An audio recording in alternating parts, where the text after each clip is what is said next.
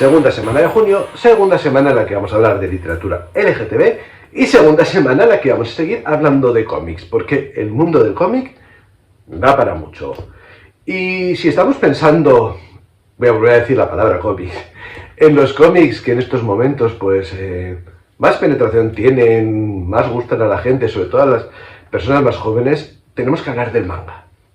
Y aquí sí que entramos en un terreno curioso, ¿no? Porque, bueno, al final y al cabo, cuando hablamos de los superhéroes, estamos hablando de la cultura de Hollywood, porque al final están muy unidos, el mass media con el que nos hemos criado, pero cuando hablamos de manga, estamos hablando de Japón, que es cierto que cada vez hay más interconexiones con la cultura japonesa, pero a mí siempre me ha resultado curioso de cómo se verá la cuestión LGTB en Japón. No tenemos que olvidar que, a pesar de parecer un país muy moderno, Japón para muchas cosas es muy tradicional y la sexualidad es una de ellas. Pues resulta que precisamente la producción de cómics LGTB manga es increíble. Es decir, si yo ahora me quisiera poner a leer todas las historias LGTB que hay en manga, no termino. O sea, no termino. Te voy a presentar las que para mí pues, más me han gustado, han sido más interesantes. Y vamos a empezar por una que es muy bonita, que es Creo que nuestro hijo es gay. Es la historia de una madre en la que piensa que su hijo es gay y no paran de crearse situaciones incómodas entre ambos. Ella lo tiene totalmente aceptado, el hijo no tanto. Y bueno, pues vienen ahí pues los enredos, las situaciones, el ponerse nerviosos. Y bueno, la verdad que me parece una historia muy tierna y que refleja esa mentalidad un poco más cerrada que tiene el hijo asimilada de esto es lo que han opinado mis padres, cuando su madre es todo lo contrario. Junto a este, que me parece muy tierno, os recomendaría también, no lo tengo, pero es un manga muy bonito, que es el marido de mi hermano, en el que una persona de Japón se va a vivir a Canadá, se enamora de un hombre con el que se casa y muere. Y este hombre vuelve pues, a visitar a su hermano y a su sobrina, y bueno, la verdad que es una historia muy muy bonita que os recomiendo. Siguiendo sobre historias LGTB, tenemos Sombras sobre Shinamani. Esta historia es muy curiosa, mezcla elementos sobrenaturales con la búsqueda de la identidad, la autoaceptación, y la verdad que es muy muy bonita y os recomiendo que hagáis con ella. Una que me gustó mucho es Boys Run the Riot.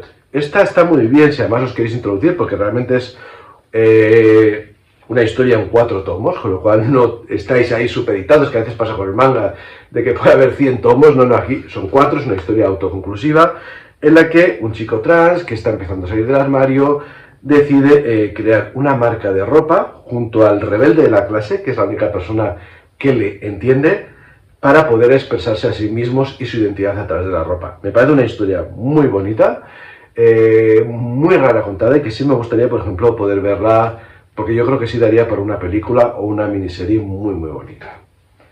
Siguiendo esto tenemos una de las últimas adquisiciones que tengo, que es Akamucho Isebe, en la que tenemos mezcla de mafiosos, thriller, comedia romántica, peleas entre amores y con unos toques picantes. O sea, son 3 números, también es una historia autoconclusiva, así que, bueno, pues si queréis introduciros también es una buena idea.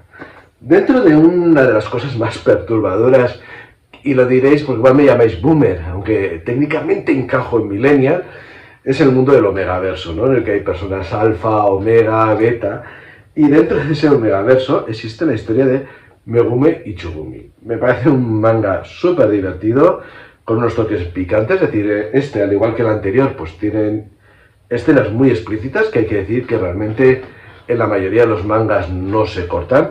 Algunos censuran a su manera, este es por ejemplo de los que no tiene ningún problema en ser explícito. Y si hablamos del mundo explícito, es donde el manga ha estallado a niveles donde otras no se hubieran atrevido. Y no estoy hablando de cosas raras que podéis encontrar en D-Web, no, estoy hablando de cómics publicados, por ejemplo, por La Cúpula, que es una de las casas que publican cómics y que puedes encontrar en cualquier tienda de cómics especializada, grandes superficies. Y os voy a presentar 2 que ya tienen tiempo, porque todas estas de las que estoy hablando realmente son bastante nuevas. Pero os voy a hablar de 2 que ya tienen sus añitos. Y una son las historias de Jiraiya. Para mí Jiraiya sería el dibujante por antonomasia cuando hablamos de erotismo gay en Japón. No se corta, no voy a enseñarlo porque YouTube me mandaría a tomar por saco si os abro este tomo, ¿vale? Uno de sus más conocidos es esta, Habitación para 5, ¿veis? 5 machotes fornidos que se lo van a pasar muy bien en uno de los capítulos.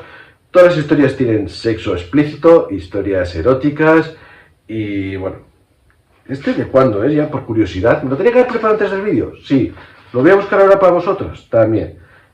La primera edición es del 2005, ¿vale? Es decir, estamos hablando de un cómic que tiene ya, Dios, me va a doler mucho esto, pero más de 15 años, ¿vale? Este cómic salió prácticamente cuando yo dejé la universidad, así que telita. Y siguiendo con ello, tenemos, porque ya no solo nos vamos a quedar en el hardcore o en el explícito sexual, sino en lo emocional, que muchos mangas tienden a exagerar. Es una de las características narrativas de los mangas, ¿no? Que llevan las historias al extremo, sean de lo que sea romántica, sea acción, sea deporte. Y aquí tenemos La Casa de los Herejes, una historia muy explícita, donde para personas muy sensibles no la recomiendo, donde el sadomaso, la humillación sexual, pues es la orden del día, ¿vale? Entonces, quiero deciros que el manga, si una sociedad tan conservadora como la japonesa es capaz de crear este tipo de historias y no tenerlas en los márgenes, ¿por qué parece que los demás tenemos que estar ocultándonos siempre? Y termino con una reflexión. Espero que no me fusiléis en los comentarios y si lo hacéis, pues hacedlo bien y por lo menos teclear todas las letras, ¿vale?